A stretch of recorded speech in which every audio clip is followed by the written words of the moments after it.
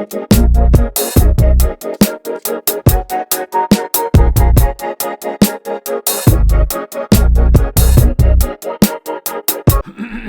on, be interesting, be informative. Hello everybody, welcome back to another episode of Man Takes Shoes Out of Box. It's the episode where you get to sit there, watch me, take some shoes out of a box and tell you what I think of them. Today we are talking about these. It's the Air Jordan 11 Gamma Blue. These are set to drop on December the 13th, I think, something like that. But I actually picked this pair up here on a shock drop on the Nike Sneakers app a couple of days ago. This shock drop just cost the retail price point, which was £190. People have been calling for a retro of the Gamma Blue 11s for some time now, because at least according to the retro schedule orthodoxy, as per Nike, these things are actually quite late. Generally, Nike retro their big bangers every 4 or 5 years. If you look at the Black Cats recently, but the Gammas last came out in 2013 and caused quite the stir when they last came out. In 2013, the sneaker landscape was a little bit different to how it is now. Kanye West was very much the man of the moment after having dropped one of the best sneakers of all time, to be fair, the previous year in 2012 with the Air Yeezy 2s. Nike Basketball was in the midst of a moment with shoes like the LeBron 8, the LeBron 9, and the LeBron 10 being really popular in that time. And Air Jordan Retros were enjoying a bit of resurgence. Do you guys remember the Retro 88s from 2012? The first pair in some time to actually come out with the Nike Air on the back. But among Jordan collectors, Jordan heads at the time, the real prize, the real shoe to have was the Air Jordan 11. In 2012, we had the retro of the Breads or the Playoffs. The previous year, in 2011, we'd had the Concords. 2010, the Cool Greys, the Anniversaries, and in 2009, the Space Jams. Up until this point, with the Air Jordan 11s, save the Anniversaries, we hadn't had any non-OG colorways. And when these came out around December the 13th in 2013, there was a lot of excitement among sneakerheads for the holiday Air Jordan 11 retro release. And so when these things dropped, they were popular. It wasn't just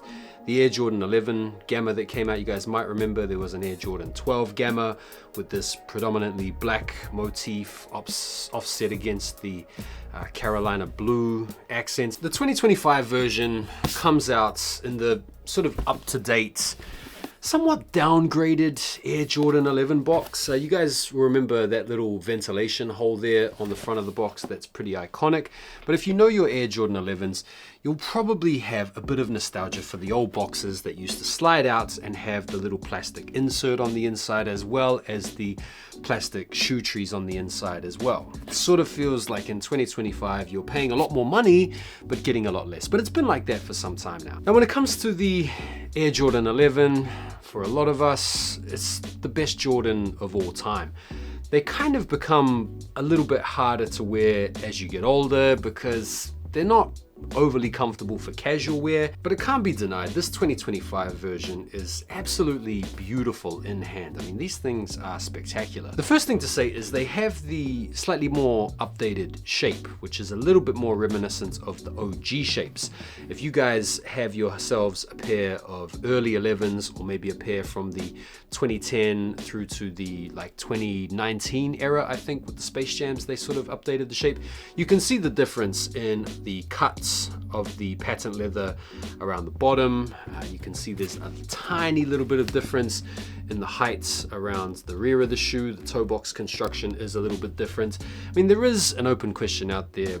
Which kind of shape do you prefer? I kind of prefer the 2011, 2012, 2013 shape a little bit, but I think the proportions are definitely better on the 2025 or the new model retros for sure. I just have a little bit of a soft spot for that 2010 era shape. The materials, as per usual, you have the ballistic mesh on the upper, the thick cut patent leather wrapping around the bottom. You got the black midsole, the semi-translucent outsole. You've also got the Gamma Blue hits and the herringbone traction pattern in the forefoot and in the heel. You've got the blue Jumpman on the back. You've also got the blue Jumpman hits across the front of the tongue. Golden 23 text around the heel collar. It's a very stealthy shoe. The quality and the quality control, at least on my pair, it's pretty flawless. Sometimes with the 11s, you can really notice the glue marks in the join on the upper, but at least in my particular instance, absolutely fine. The carbon fiber shank in the midfoot is also pretty flawless. No stitching errors, the shape looks good, the materials are good. They smell fantastic. Yeah, QC and quality really good. In terms of the fits and the feel, regular 11s, I always go true to size with the 11s. You might need to adjust to them a little bit. Sometimes I find after wearing 11s for the first time in a while, they cinch in a little bit on the pinky toe, can kind of rub and give you a bit of a blister. The patent leather is obviously pretty unforgiving in terms of its flexibility initially, but yeah, once you get used to wearing 11s again, they do break in and they do feel comfortable. But right off the rip, yeah, you might have to spend a little bit of time getting to know them. In terms of the collectability, it's a pretty iconic retro. As I said at the beginning, a lot of people have been calling for this retro for some time now because we last saw them 12 years ago. Generally in the Jordan retro cycles, they should have retroed at least 3 times by now, but for whatever reason, they have decided to, leave the Gamma alone up until now. I mean, this is a sort of very collectible shoe in the sense that it sort of started off this modern era of retro 11s, wherein all sorts of different types of colorways have been coming out. I mean, the following year after these dropped, we had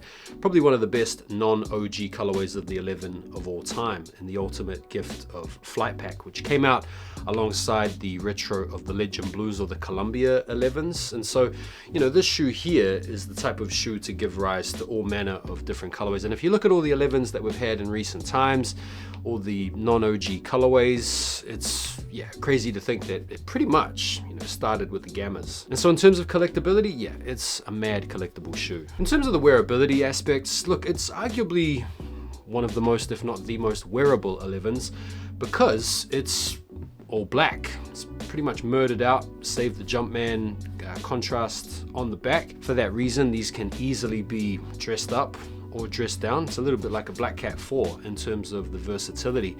And because it's such a stealthy looking sneaker with the patent leather, it gives off just that little amount of flash that you might like. I think it's probably one of the most wearable colorways of the Air Jordan 11 ever.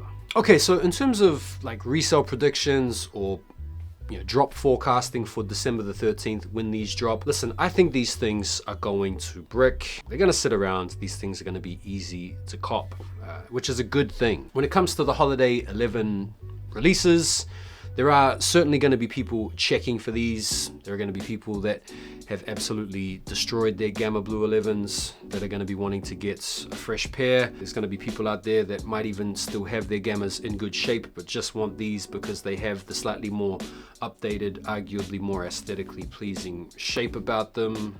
The thing about 11s after some time is you do get a little bit of separation in the glue up top. So there are certainly going to be people checking for these on December the 13th. They are going to sell a lot of units, but in terms of them selling out, considering they're going to be making a whole bunch of pairs, I don't think getting your hands on these is going to be an issue at all, which I think is great news. So where would I put these in the pantheon of Jordan 11s, non-OG colorways? Honestly, for me, it's the Pantons, the Gift of Flights, and then it's probably the Gammas. Honestly, you don't need any other Jordan 11s other than the OG colorways, and then the Pantons, and then the Gammas. That's just my opinion. Bro, you got all the bases covered. You got the OGs, and then you got a flashy joint, and then you've got a slightly less flashy, understated, murdered out. Bro, that's it. That's all you need. All in all, I think it's a dope shoe. It's a dope retro. Got a lot of love for the Gammas. Got a lot of nostalgia for the Gammas, remembering very well that time in sneaker culture and the excitement of the Holiday 11 release as it was back in 2013.